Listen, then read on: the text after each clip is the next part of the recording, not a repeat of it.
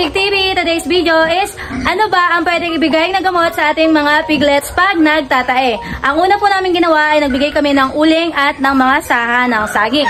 After po noon is hindi po siya nag-effect. Tuloy-tuloy pa rin po yung pagtatae ng ating mga piglets. Kaya natakot si Daddy, nag-inject na po siya ng Bactarid 1 ml. Kasi nga yung ulan dito is dire-diretso pa rin po para siyang may bagyo. Kaya nai-stress pa rin dire-diretso yung ating mga piglets. Kaya nagbigay na si Daddy ng Bactarid 1 ml. After po noon is matamlay pa rin kumain yung mga piglets namin. Kaya kinabukasan po nagbigay si Daddy ng Bexan SP 1 ml kada piglets. Pero nung nagbigay po kami noon is hindi na po nakayanan ng aming isang piglets. Yung walang wet pa, yung walang puwet, hindi niya kinaya kasi nga hindi lumalabas yung poop niya. Parang na-infection na, kaya yun, hindi na natin siya na-survive. Kaya nailibing na lang ni Daddy yung ating isang piglets, yung maliit, yung nahihirapan na tumae. After po noon is nagbigay si Daddy ng Bexan SP 1 ml doon sa ating dalawang naiiwan na piglets. Yan. So, unti-unti, may nakikita kami progress, kumakain sila. Ayan. Pero nagbibigay pa rin po kami sa kanila ng saha ng saging at ng uling. After po noon is, meron pa rin pong basa-basa yung taing nila o yung parang plema.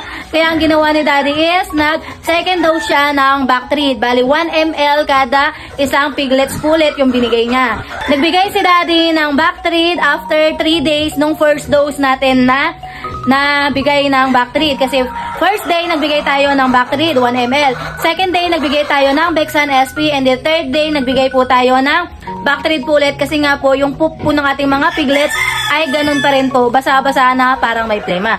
And after noon, yung nag-inject tayo ng Bactarid, dire-diretso pa rin po kami nagbibigay ng Vitamin Pro para sa vitamins na naiinom ng ating mga piglets.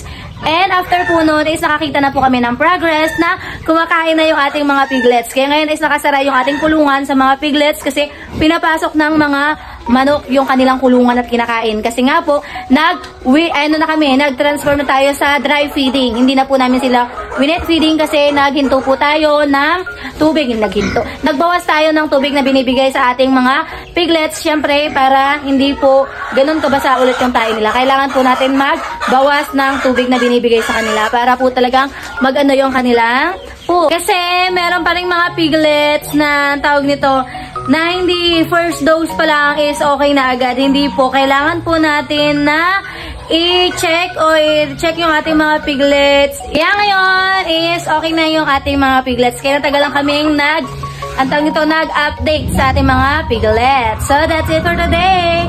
Sana may natutunan kayo and sana i-ano natin agad yung mga piglets natin. I-observe natin sila palagi kung ano yung mga galawan nila, minsan tamlay nila, kaya yung mga tae lalo nila.